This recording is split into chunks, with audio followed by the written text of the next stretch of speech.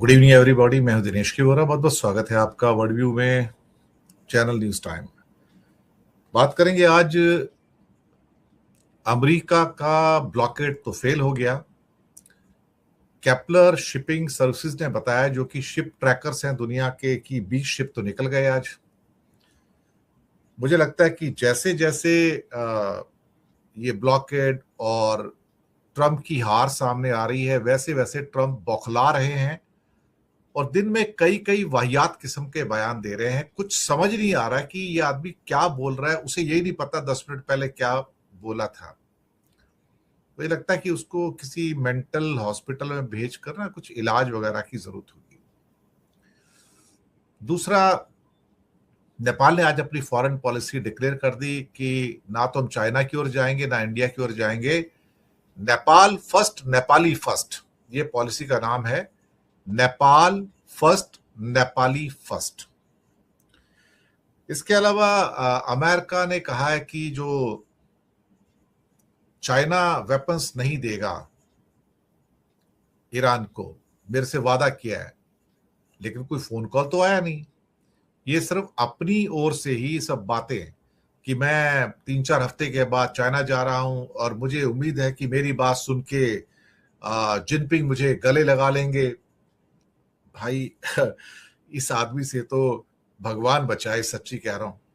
ये सारा दिन ये आदमी झूठ बोलता है, धोखा देता है। कभी कभी तो लगता है कि मागा सपोर्टर्स को ऐसा ही आदमी चाहिए था।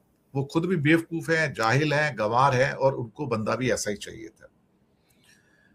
अब धीरे धीरे बात निकल के मलक्का स्ट्रेट्स पे जा रही है। मलक्का स्ट्रेट क्यों? अमेरिका मलक्का स्ट्रेट की क्यों बात कर रहा है? दरअसल वो चाइना को मारना चाहता है, चाइना के ऊपर दबाव डालना चाहता है। और वो मलक्का स्ट्रेट, जो कि बेसिकली इंडोनेशिया, मलेशिया और सिंगापुर, तो इनके बीच में है। और एक जगह जो चोक पॉइंट आता है वो 2.8 किलोमीटर का आ जाता है।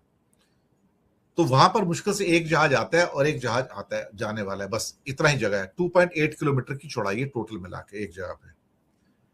तो स्टेट ऑफ मलक्का को अब ट्रंप हथियार बनाना चाहता है कि भाई यहां पर क्या चाइना को दबाया जा सकता है। लेकिन स्टेट ऑफ मलक्का चाइना की कमजोर नस तो है, लेकिन सच बात तो है कि स्टेट ऑफ मलक्का को लेके चाइना हमेशा एग्रेसिव रहता है कि अगर तुमने इसको बंद करने की कोशिश की या कुछ करने की कोशिश की तो मुझे नुकसान होगा और मैं उस बात को बर्दाश्त नहीं करूंगा। मतलब वो तो ये कहता है कि कल को उसका इरादा ये है कि अगर खुदा ना खास्ता उस पर किसी ने कुछ करने की कोशिश की तो मैं अटैक करके स्टेट ऑफ मलक्का को ही अपना लूंगा, मैं अटैक करके ले जाऊंगा उसको पूरा का पूरा मैं। और चाइना में इतनी हिम्मत है साहब कि वो एक महाशक्ति होने के नाते अपने एरिया में वो कुछ भी कर सकता है। इसके बारे में बात करेंगे। तो शुक्रिया आपका, आप आते तो अच्छा लगता है। और नमस्कार, गुड इवनिंग, आदाब, सत श्री अकाल, स्वागत है आपका। थोड़े से नाम पढ़ लेता हूं, कौन कौन आया भाई। संजीव कपूर, राकेश मिश्रा, शरद शर्मा, अमीर शेख, नीरज अग्रवाल, आस्क्यू, सिराज अंसारी, सलीम जावेद, जमील छिपा, मुश्ताक। उसके बाद ये पहला बैसाख की बधाई दे रहे हैं जी, आप सबको बधाई हो जी। बांग्लादेश में पहला पहला बैशाख बोलते हैं उसको जी।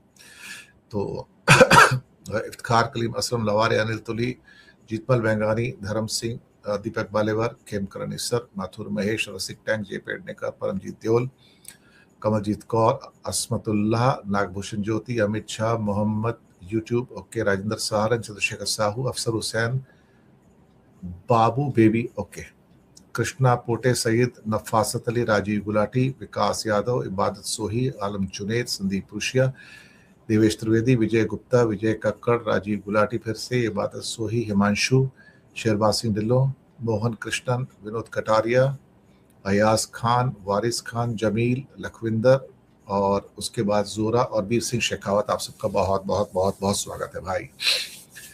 और चलिए चलते हैं, सबसे पहले हम ब्लॉकेट की बात करते हैं। ये ब्लॉकेट तो साफ हो गया फेल। अब मुसीबत है कि जो केपलर शिपिंग ट्रैकर्स है उन्होंने भी कह दिया कि भी बुरी तरह से फेल हो चुका है। तो और अमेरिका अपने बड़बोलेपन से बाज नहीं आ रहा है। एक्चुअली सच बात तो ये है कि इतने बड़े समुंदर के अंदर आप कैसे कंट्रोल करोगे किसी को भाई? हजारों लाखों स्क्वायर किलोमीटर का समुंदर, कहां किसी को देखोगे, कहां किसी को कंट्रोल करोगे? और अगर आप वहां पर इनको रोकने की कोशिश करते हैं तो फिर इंटरनेशनल लॉज ऑन द सी है, यूएन क्लोज जो है, तो अमेरिका उसका वॉयलेशन करता है, क्योंकि अमेरिका कहता है कि हाँ, जो लॉज के समुद्र के जो लॉज हैं, जो कानून है, उसका पालन करना होगा। आप इंटरनेशनल वाटर में किसी को रोक नहीं सकते, ऐसे आपको अधिकार ही नहीं है अभी। लेकिन मुसीबत सारी ये हो गई यहाँ पर कि जो उसका ब्लॉकेट जो खत्म हुआ है या फेल हुआ है, उसका बहुत बड़ा कारण है कि उसने वहां पर ब्लॉकेट करने की कोशिश की जहां पर वो कामयाब नहीं हो सकता। अमेरिका इतना बड़ा थोड़ी हो गया कि दुनिया के करोड़ों स्क्वायर किलोमीटर का समुद्र कंट्रोल कर ले। इतनी वोट कहाँ है उसके पास भाई? इतना थोड़ी है उसके पास। अब जो चोक पॉइंट्स है ये परेशान करने वाले हैं। अगर मैं आपको यहाँ पे बताऊं कि जिस चोक पॉइंट के बारे में हम लगातार बात कर रहे हैं वो आपका बंदर अब्बास के नीचे हॉर्मुज की खाड़ी है।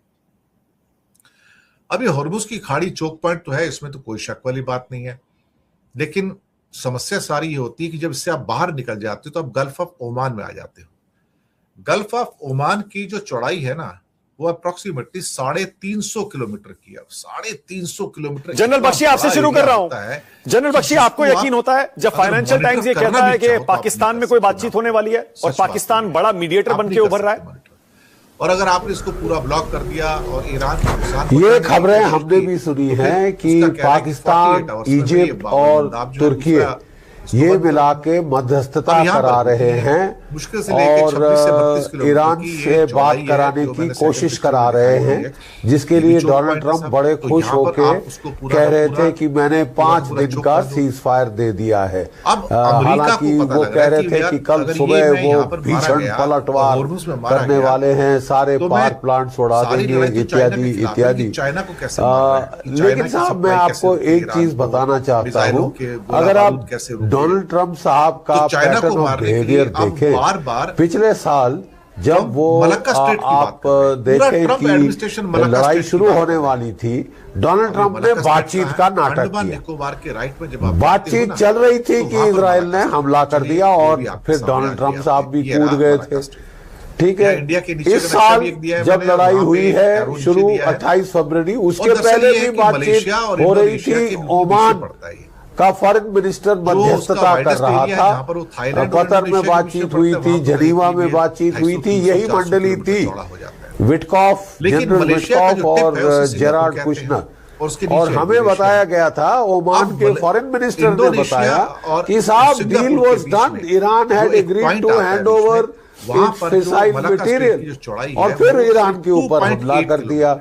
जब भी डोनाल्ड ट्रंप पीस की बात करते हैं वो दोगलापन होता है, it is just to gain time for deployment. देखिए, मैं आपको बता दूं कि 2 एम्फीबियस असॉल्ट शिप त्रिपोली है, जो कि एक छोटे साइज का कैरियर है, और जो marine amphibious landing group 31 marine expeditionary unit 31 को लेकर वो ओलकाहामा जापान से गल्फ पहुंच गया है।